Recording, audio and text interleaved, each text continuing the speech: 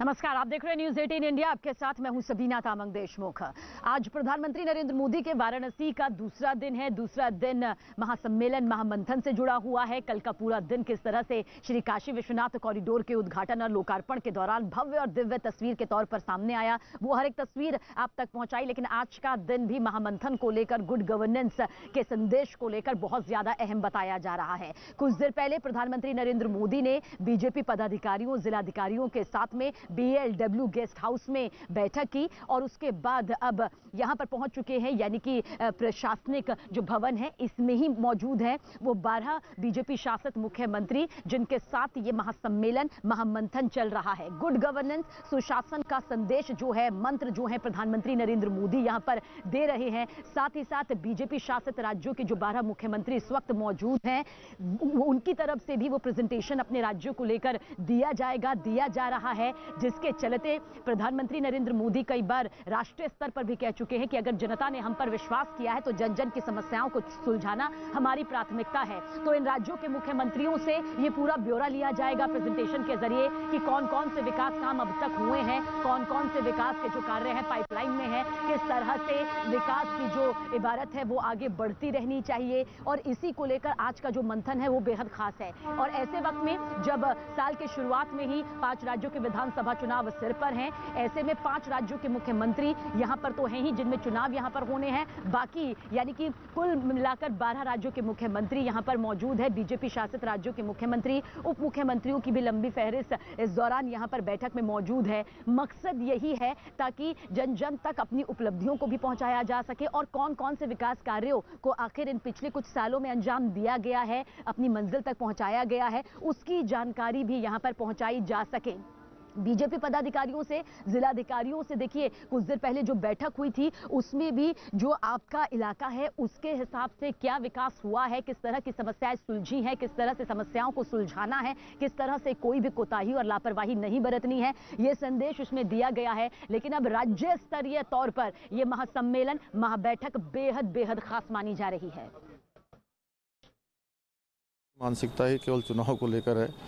माननीय मोदी जी के नेतृत्व में लगातार चाहे धार्मिक स्थल हो, चाहे देश का विकास हो, चाहे देश की आर्थिक व्यवस्था हो या देश की सीमाओं की सुरक्षा की बात हो, हर क्षेत्र में भारत आगे बढ़ रहा है। और मोदी जी के क्षेत्र में, मोदी जी के नेतृत्व में पूरी दुनिया के अंदर भारत का मान, सम्मान और स्वाभिमान हर क्षेत्र में बढ़ रहा है। अभी तो कैलाश जैसा दिख रहा है और मोदी जी का जो एक विज़न है और उनका जो इम्प्लीमेंटेशन का तरीका है इसमें दिखता है। अगर सरकार मन बनाए तो क्या कुछ कर सकते हैं और कितना सुविधा लोगों को हो सकता है। पूरी कॉरिडोर जो उन्होंने बनाया ये तो अद्भुत है और बहुत सारे लोगों की आस्था जो है वो आस्था कायम करने का ये जो काम है पूरा भारतवर्ष बहुत और ज्यादा जानकारी के लिए इस वक्त मेरे 2 सहयोगी मेरे साथ मौजूद हैं। अमित हमारे साथ मौजूद है, अरुण भी हमारे साथ बने हुए हैं। सबसे पहले अरुण आपकी तरफ आएंगे। करीब 4 घंटे तक ये बैठक चलेगी और इस 4 घंटे में राज्यों के मुख्यमंत्रियों के जरिए एक अहम प्रेजेंटेशन लिया जाएगा। मोदी मंत्र भी यहाँ पर सुशासन के तौर पर सामने आएगा। कहा जा सकता है कि 4 घंटे विकास की इमारत को लिखने के लिए यहाँ पर प्रधानमंत्री नरेंद्र मोदी दे रहे हैं।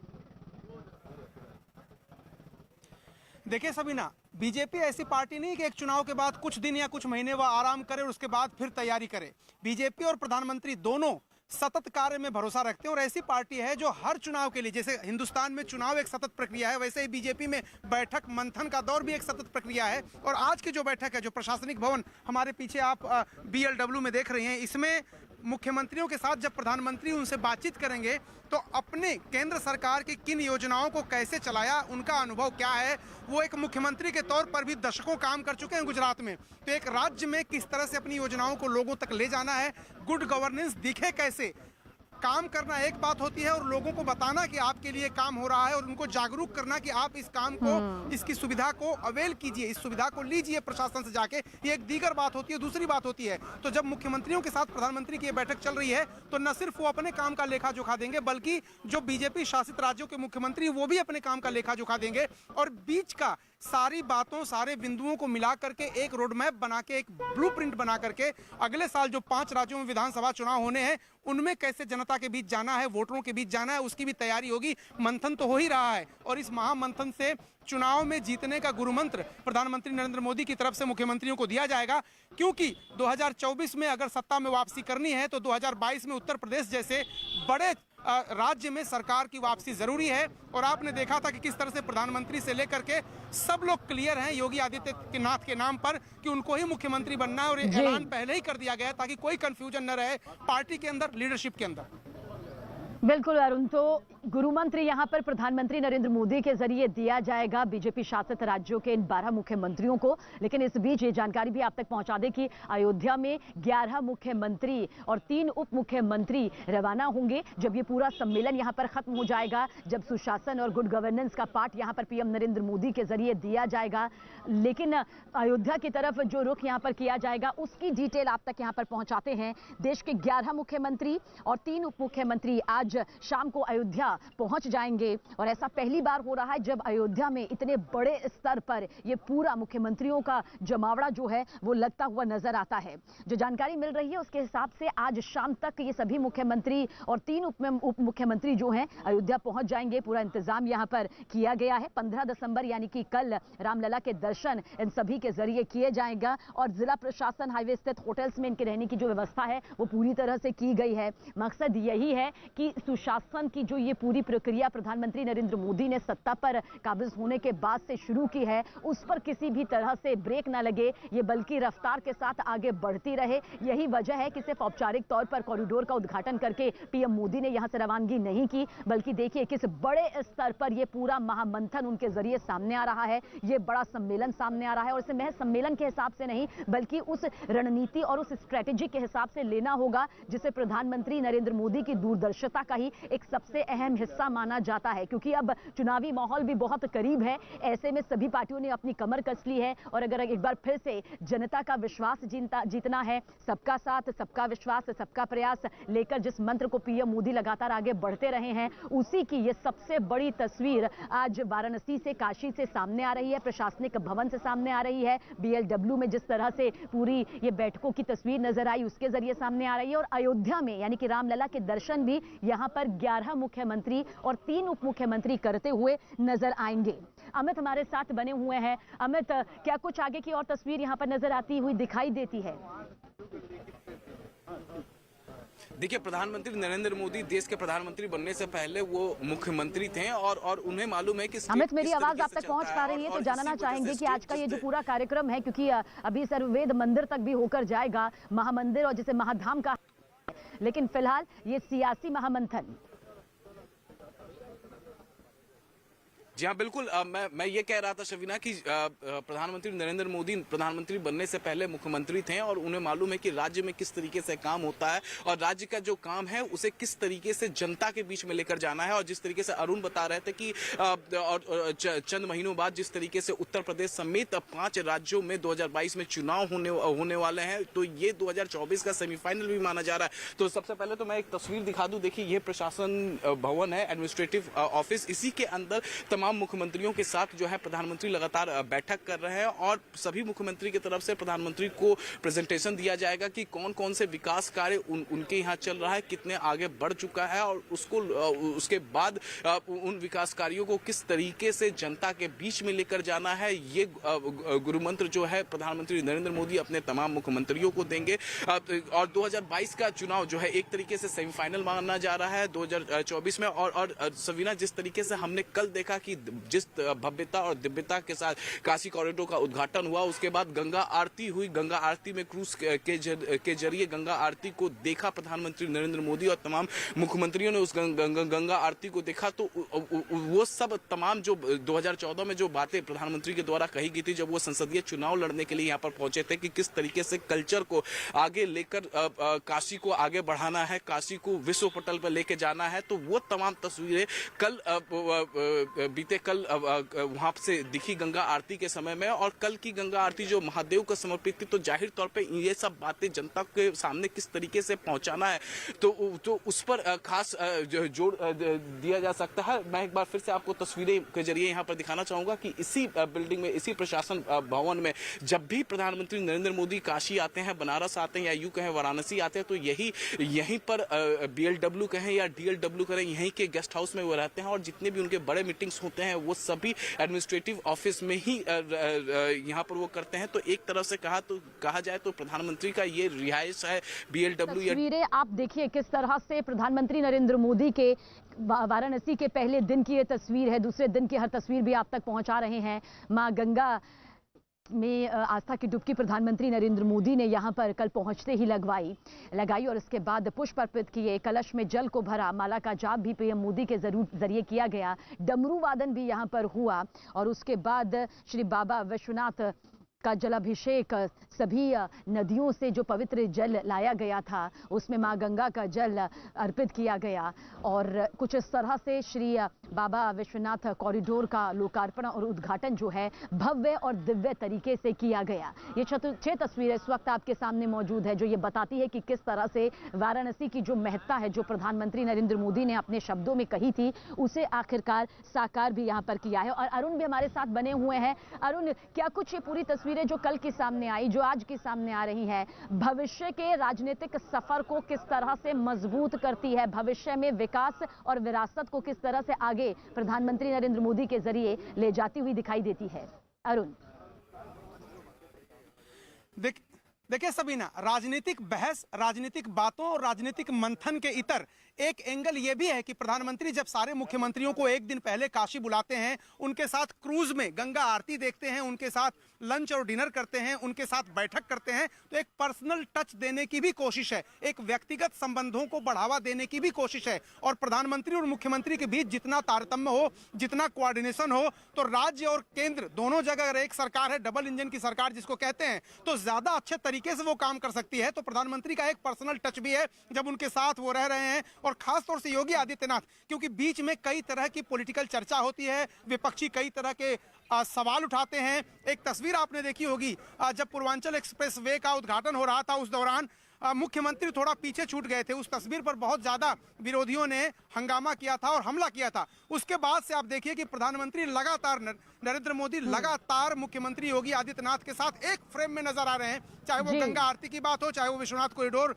में जाने की बात हो। और अभी भी जब मैं गेस्ट हाउस से देख रहा था उनको निकलते हुए, तो एक तरफ प्रधानमंत्री थे आगे बैठे और पीछे मुख्यमंत्री योगी आदित्यनाथ थे। यानी लीडरशिप को उत्तर प्रदेश की और केंद्र की और जनता को स्पष्ट आदेश, संदेश, जो भी आप समझ लीजिए, अपनी लीडरशिप को आदेश, जनता को संदेश, वोटरों को, कि योगी आदित्यनाथ ही बिल्कुल। और आज यही संदेश जो है वो काशी की धरती से जाने वाला है, और ये संदेश प्रधानमंत्री नरेंद्र मोदी इसलिए इन सभी मुख्यमंत्रियों को दे रहे हैं ताकि आने वाले वक्त में भी जनता का विश्वास, जनता का भरोसा जो है वो उनके साथ यूं ही उनके सभी के प्रयास के साथ आगे बढ़ता चला जाए। शुक्रिया अरुण आपका, शुक्रिया अमित आपका। लेकिन लगातार आज का दिन भी बेहद खास है प्रधानमंत्री नरेंद्र मोदी के दूसरे वाराणसी दिन के दौरे को लेकर, जिस पर नजर हमारी बनी हुई है। अब आपको एक सबसे बहुमूल्य तस्वीर, बेशकीमती तस्वीर यहां पर हम दिखाने जा रहे हैं। श्री काशी विश्वनाथ कॉरिडोर की ये तस्वीर यहां पर है जो इस वक्त आपके सामने मौजूद है। ये वो कॉरिडोर है जिसका लोकार्पण जो है कल प्रधानमंत्री नरेंद्र मोदी ने किया था। देखिए कितनी खूबसूरती से ये यहां पर नजर आ रहा है, कितनी खूबसूरती को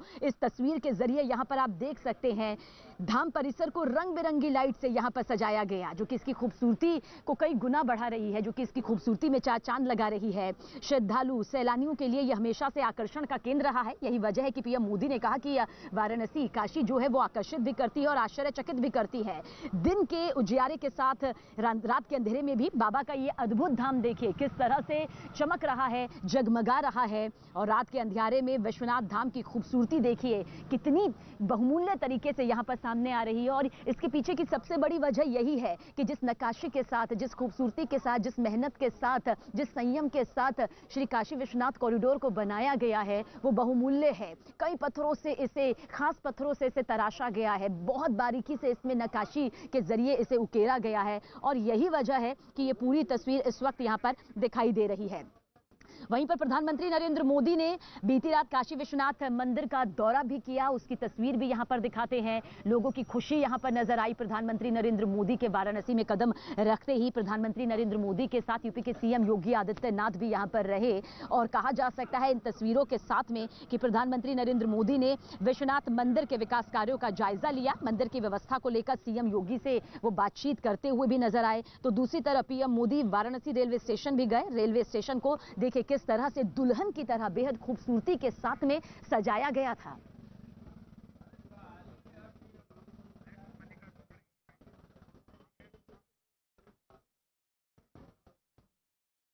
देखिए कई तरह की प्रतिक्रियाएं भी अब इन पूरी तस्वीरों को लेकर सामने आ रही है। मल्लिकार्जुन खड़गे ने क्या कुछ अपनी प्रतिक्रिया दी, क्या कुछ उन्होंने कहा, सुनिए आप भी। देखो ये सब पॉलिटिक्स है और वोटों के लिए, इलेक्शन के लिए ये सब नाटक कर रहे हैं। जब तक लोग इनकी ड्रामा को नहीं समझेंगे तब तक ये ऐसा ड्रामा ही करते रहेंगे। ये दिल से कोई काम नहीं करते हैं, मजबूरी से वोट खींचने के लिए या पोलराइज करने के लिए ये सारी चीजें कर रहे हैं। एक वक्त आएगा जनता भी वो समझ जाएगी।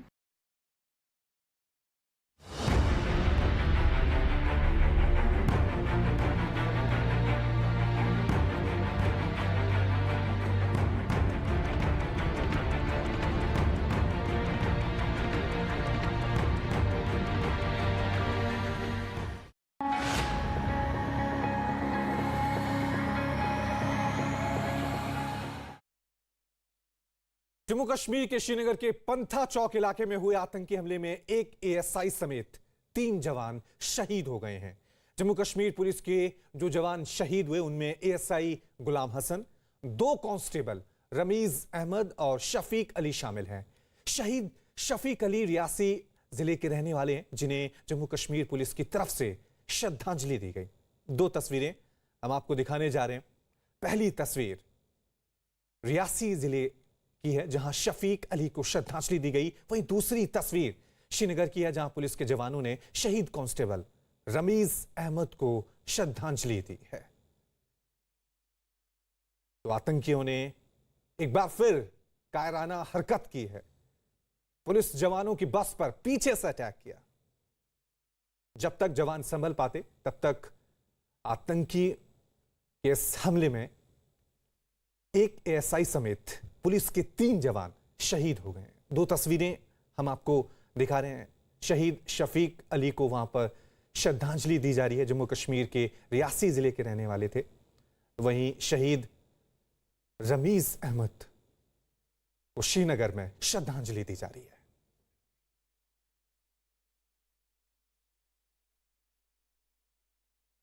चलिए इस खबर पे और ज्यादा जानकारी के लिए अब सीधा रुक करते हैं मेरे सहयोगी रिफत अब्दुल्ला का। रिफत, जिस तरह से आतंकियों ने इस कायराना हरकत को अंजाम दिया है, जाहिर सी बात है ऑपरेशन ऑल आउट हो, उससे बौखलाए हुए आतंकी। अभी क्या जानकारी मिल पा रही है इस अटैक के बारे में?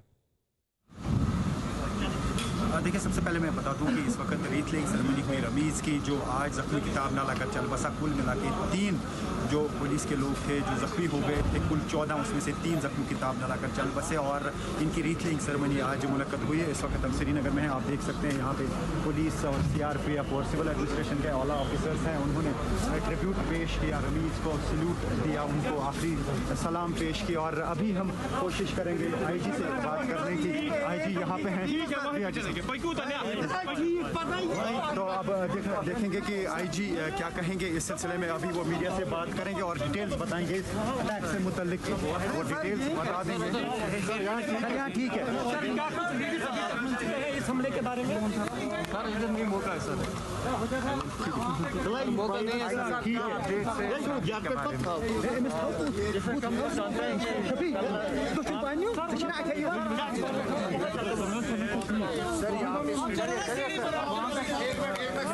क्योंकि मीडिया का जमावड़ा है, लेकिन आईजीपी वहाँ पे बात करेंगे मीडिया के साथ और डिटेल्स बताएंगे कि किस तरीके तरीके से ये अटैक हुआ, अभी क्या कुछ इन्वेस्टिगेशन सामने आई है, कितने लोग हैं, ये आईजी बताएंगे और आईजी से हम बात करने की अब कोशिश करेंगे क्योंकि यहाँ पे काफ़ी भीड़ है। जी आईजी साहब, आईजी साहब क्या अपडेट है अभी? आईजी साहब इधर से भी थोड़ा सा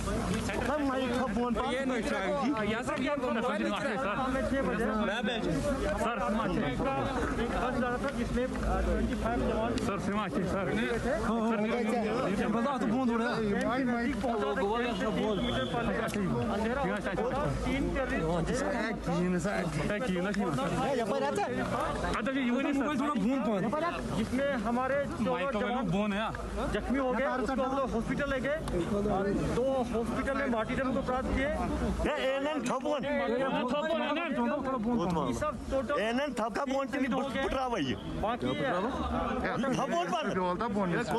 मोहम्मद ने खुद भी क्लेम किया जैश मोहम्मद का टेररिस्ट इन्वॉल्व है।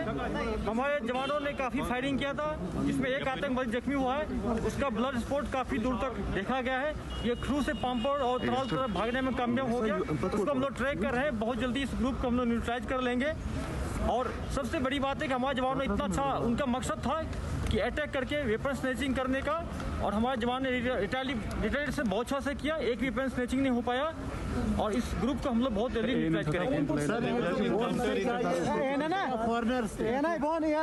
3 टेररिस्ट में 2 फॉरेनर था, 1 लोकल था। सर इनपुट्स के बाद भी ऐसा हमला देखा गया?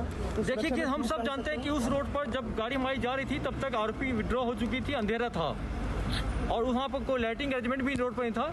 तो जितना हम लोग प्रिवेंटिव मेजर ले रहे हैं, लाइटिंग अरेंजमेंट भी कराएंगे, आरोपी को एक्सटेंड करेंगे और हम लोग कुछ उसमें बीपी व्हीकल प्रोवाइड करेंगे। क्या 2 साइड से फायरिंग हुई? क्या 2 साइड से फायरिंग लगता है? आगे से भी और साइड से भी फायरिंग हुई? क्या 2 स्पॉट्स थे आईजी साहब? बिल्कुल ये प्लान अटैक था और जिस ढंग से हम देख रहे हैं कि उनको रेकी कर रहा है, पहले से रेकी किया होगा, ये देखता हो कि रूटीन में बस डेली ड्यूटी करके ऑफ होने के बाद शाम में आती है कैंप में। ये डेली रूटीन वर्क में बस आती है जाती थी और हम लोग को इनपुट बहुत मिला है, उसको फर्दर डेवलप कर रहे हैं और इस ग्रुप को जल्दी न्यूट्रलाइज करेंगे। सर सिक्योरिटी को बीफ अप कर दिया गया है कल के हमले के बाद, क्योंकि इनपुट्स भी हैं कि श्रीनगर में कुछ हमले हो सकते हैं। सिक्योरिटी यहाँ पर हरदम बीफ अप रहता है। Thank you sir, thank you. तो जिस तरीके से आईजी ने कहा कि सिक्योरिटी अब भी कर दी गई है, लेकिन आईजी ने ये कहा कि 3 मिलिटेंट थे, उसमें 2 फॉरेन थे यानी 2 पाकिस्तानी मिलिटेंट थे, 1 लोकल मिलिटेंट था और प्लान करके ये अटैक किया गया। और आईजी ने ये भी कहा कि इस मामले की अब फर्दर इन्वेस्टिगेशन की जा रही है और सिक्योरिटी को मजीद बढ़ा दिया जाएगा। लेकिन उन्होंने ये भी कहा कि उस टाइम आरोपी और जिनके नेतृत्व में अनुच्छेद 370-35 से हटा भी, पिछले 1.5 वर्षों में आपने देखा होगा रिकॉर्ड आतंकवादियों को मार भी गिराया, घुसपैठ की घटनाओं को भी अंजाम देने वालों को मार गिराया। मजबूत प्रधानमंत्री भी हैं जिन्होंने जब सर्जिकल स्ट्राइक हमारी सेना ने की तब ऐसे ही कुछ लोग थे जो उस समय प्रश्न चिन्ह खड़ा करते थे और पाकिस्तान से बातचीत करने की बात करते थे। हम आतंकवाद के खिलाफ कल भी थे, आज भी हैं, आगे भी रहेंगे। हमने आतंकवाद के खिलाफ पहले भी कड़े निर्णय लिए, कार्रवाई की, आज भी कर रहे हैं और आगे भी करेंगे। भारत में एक सशक्त प्रधानमंत्री भी हैं और जिनके नेतृत्व में अनुच्छेद 370-35 से हटा भी, पिछले 1.5 वर्षों में आपने देखा होगा रिकॉर्ड आतंकवादियों को मार भी गिराया, घुसपैठ की घटनाओं को भी अंजाम देने वालों को मार गिराया। मजबूत प्रधानमंत्री भी हैं जिन्होंने जब सर्जिकल स्ट्राइक हमारी सेना ने की तब ऐसे ही कुछ लोग थे जो उस समय प्रश्न चिन्ह खड़ा करते थे और पाकिस्तान से बातचीत करने की बात करते थे। हम आतंकवाद के खिलाफ कल भी थे, आज भी हैं, आगे भी रहेंगे। हमने आतंकवाद के खिलाफ पहले भी कड़े निर्णय लिए, कार्रवाई की, आज भी कर रहे हैं और आगे भी करेंगे। भारत में एक सशक्त प्रधानमंत्री भी हैं। तो केंद्रीय मंत्री अनुराग ठाकुर कह रहे थे कि आतंक के खिलाफ सरकार कड़े एक्शन ले रही है, पहले भी लिए हैं और आगे भी लेती रहेगी। वही अपने दर्शकों को बता दें कि 1 रोज पहले जम्मू कश्मीर के श्रीनगर में आतंकियों ने पुलिस वालों की एक बस को निशाना बनाया था। आतंकियों के इस कायराना हमले में एक एएसआई समेत 3 जवान शहीद हो गए। जिस बस को आतंकियों ने निशाना बनाया उसमें 25 पुलिस वाले सवार थे, जिनमें 14 घायल हुए हैं। बाद में घायलों में एक जवान शहीद हो गया। हमला कितना बड़ा था इसका अंदाजा पुलिस वालों की बस को देखकर लगाया जा सकता है, लेकिन इस बड़े हमले का जवाब पुलिस के जवानों ने भी उतनी ही तेजी से दिया।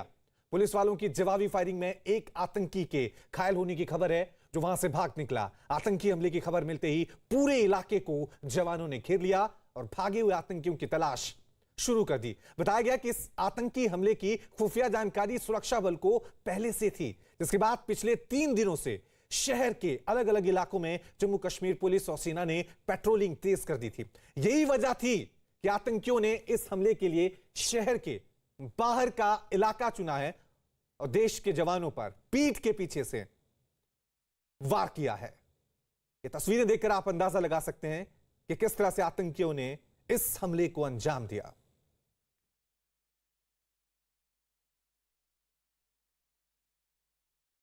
हमारे पुलिस पर्सनल एक बस में 25 आदमी श्रीनगर सिटी से जेवन जा रहा था। रास्ते में 6:30 बजे अंधेरा हो चुकी थी और आरोपी भी हट गई थी, तो 2-3 टेररिस्ट आके अंधेरा का फायदा उठाते हुए अंधाधुंध गाड़ी पर फायरिंग किया, जिसमें हमारे 14 पुलिस पर्सनल जख्मी हो गए। जवन इलाके में पुलिस बस पर हुए हमले के बाद श्रीनगर में सिक्योरिटी बढ़ा दी गई है और चप्पे चप्पे पे सीआरपीएफ पुलिस और बाकी सुरक्षा बलों को तैनात किया गया। आप देख सकते हैं ये हाईवे है नौगाम के करीब और यहाँ पे भी आप देख सकते हैं कि सीआरपीएफ को तैनात किया गया है और हर तरह से मॉनिटरिंग की जा रही है। गाड़ियों की सर्च अलग अलग जगहों पर की जा रही है, गाड़ियों को रोक के फिलहाल सुरक्षा के सख्त इंतजाम किए गए हैं, क्योंकि जिस तरीके से कल हमला हुआ, अंधाधुंध गोलियां मिलिटेंटों ने चलाई इस पुलिस बस पे और ये जो जेवन का एरिया है वहाँ पे भी सुरक्षा के सख्त इंतजाम किए गए। हालांकि मामले की इन्वेस्टिगेशन अब की जा रही है, लेकिन जिस तरीके से आईजी ने कहा कि उस हमले में एक मिलिटेंट घायल हुआ था, उसकी तलाश अब की जा रही है कि वो कहीं इसी इलाके में ना हो और उस चीज़ के लिए लगातार सीआरपीएफ पुलिस और आर्मी सर्च ऑपरेशन इस पूरे एरिया में किए हुए हैं और वो तलाशी अलग अलग जगहों पे हो रही है। लेकिन जो बाकी एरियाज हैं कहीं पे ऐसा हमला ना हो, उस चीज़ के लिए अब सुरक्षा बलों को तैनात किया गया है। जिस तरीके से आप देख सकते हैं, जहाँ पे भी आप नज़र दौड़ाएंगे वहाँ पे आपको सीआरपीएफ पुलिस या एसएसबी और बाकी जो अन्य सुरक्षा बल हैं वो आपको तैनात दिखेंगे। वहीं विपक्ष ने भी घाटी में हुए इस आतंकी हमले पर अफसोस जताया। नेशनल कॉन्फ्रेंस के नेता फारूक अब्दुल्ला ने तो आतंकी घटनाओं को रोकने के लिए पाकिस्तान से बातचीत करने की बात कह दी, तो वहीं कांग्रेस नेता अश्विनी हांडा ने आतंकियों के खिलाफ कड़ी कार्रवाई की मांग की है। शहीदों को श्रद्धांजलि पेश करता हूं और हुकूमत से कहता हूं, इन चीज़ों को अगर ख़त्म होना है तो जेल जीतने की बात करें और दिल जीतेंगे तो ये चीज़ें नहीं हों। सर, आप पाकिस्तान से बातचीत की भी पैरवी करते हैं, इस हालात में सर कैसे बातचीत हो सकती है? हो सकती है, आप चीन से बात कर सकते हैं जो कि आगे आ रहा है, रोज़ हमारी ज़मीन पर बैठा हुआ है और फिर भी आगे आ रहा है। 22 को मार गया, हाँ क्यों बात कर रहे हो? फिर क्यों नहीं युद्ध करते हो? करो, बम चढ़ाओ। अटैक को पुलवामा की तरह ही मानेंगे, क्योंकि जिस तरीके से पुलवामा किया गया उसी तरह से ये अटैक है, जिसमें 2 जवान हमारे अभी तक शहीद हो चुके हैं और 14 लगभग घायल हैं। इस सरकार से अपील है कि आप आतंकवाद के ऊपर ठोस डिसीजन लीजिए। आप पाकिस्तान के खिलाफ ठोस डिसीजन क्यों नहीं ले पा रहे हैं? सिर्फ बातों से और बयानबाजी से काम नहीं चलेगा। अब समय आ गया है पाकिस्तान को मुंह तोड़ जवाब देने का। फारूक अब्दुल्ला के पाकिस्तान के साथ बातचीत वाले बयान पर केंद्रीय मंत्री प्रहलाद जोशी और शिवसेना नेता विनायक राउत ने क्या कहा, उसे भी सुनिए। 35 इयर्स के बाद बहुत स्ट्रांग पीएम लोगों ने दिया है, 14 में दिया है, 19 में दिया है और 24 में फिर देने वाला है। तो जो बोला है ठीक ही है। कभी कभी कुछ लोग बिना समझते हुए सच बोलते हैं, वो एक स्टेटमेंट है। और पाकिस्तान से बात करने को उन्होंने बहुत बार कहा है, और पाकिस्तान में अगर उनको इतना अच्छा लगता है तो पाकिस्तान में जाके वो बसने दो।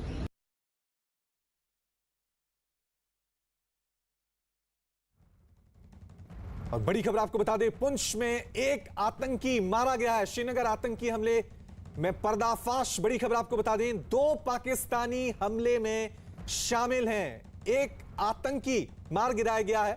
बड़ी खबर पुंछ से आ रही है। श्रीनगर आतंकी हमले में पर्दाफाश हुआ है वहां पर। श्रीनगर आतंकी हमले में ये बड़ी खबर हम आपको बता रहे हैं कि किस तरह से श्रीनगर में जो आतंकी हमला हुआ है उसमें पाकिस्तान का हाथ था।